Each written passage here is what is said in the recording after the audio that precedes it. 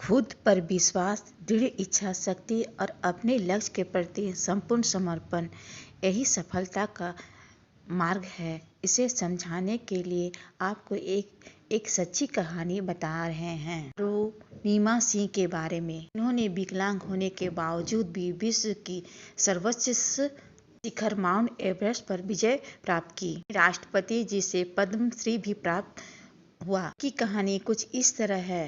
12 अप्रैल 2011 को उन्होंने लखनऊ से पद्मावती एक्सप्रेस से दिल्ली जा रही थी। नोएडा में फुटबॉल मैच खेलना था।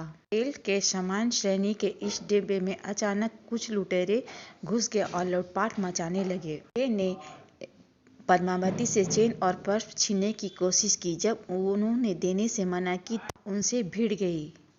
लुटेरे ने उन्हें चलती ट्रेन से बाहर फेंक दिया।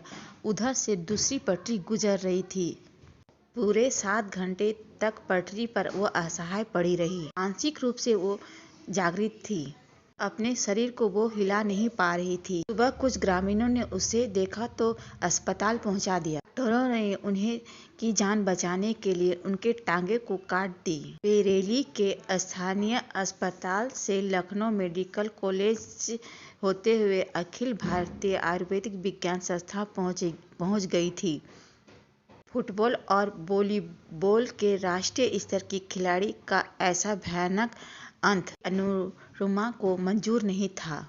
उन्होंने मन ही मन संकल्प किया कि मैं दुनिया की सर्वोच्च शिखर माउंट एवरेस्ट पर अपने चरण चिन्ह अंकित करूंगी। बहुत लोगों ने उनके इन सपने को मजाक में लिया और उनका बहुत मजाक उड़ाया। उन्होंने हार नहीं मानी। उनके भाई ओम प्रकाश सिंह और पूरे परिवार ने उनका बहुत हौसला बढ़ाया। बैजेंद्री पाल ने उनका मनोबल खूब बढ़ाया। उन्होंने उनका पीठ थपथपाकर कहा, एक दिन तुम्हारा लाज तुम्हारे कदमों में होगा।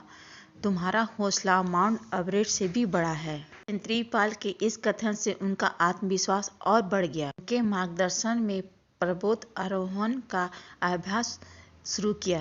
आरंभ में शारीरिक चुनौतियां कई बार बाधा पहुंचाई। सामान्य पर्वतारोही 15 मिनट में जितना चढ़ाई कर लेते थे उसे अरुणिमा को 2 घंटा से भी अधिक समय लगता था। कई बार उनका आत्मविश्वास हारने लगता पर वो हार नहीं मानी।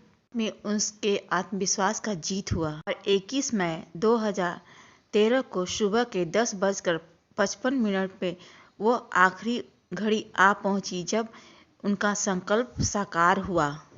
अरुणिमा सिंह एक विकलांग होने के बावजूद भी विश्व के सर्वश्रेष्ठ शिखर एवरेस्ट पर भारत का झंडा गाड़ दिया। उन्होंने साबित कर दिया कि हाथ पैर कटने से कोई विकलांग नहीं होता। विकलांगता एक मानसिकता है। अपने मन से हटा दीजिए। अपने लक्ष्य को प्राप्त करने के लिए दृढ़ संकल्प कीजिए। जब अरुणिमा सिंह एक विकलांग होने के बावजूद भी विश्व के सर्वश्रेष्ठ शिखर पर पहुंच सकती है तो क्या हम अपने लक्ष्य को अपने जीवन में प्राप्त नहीं कर सकते?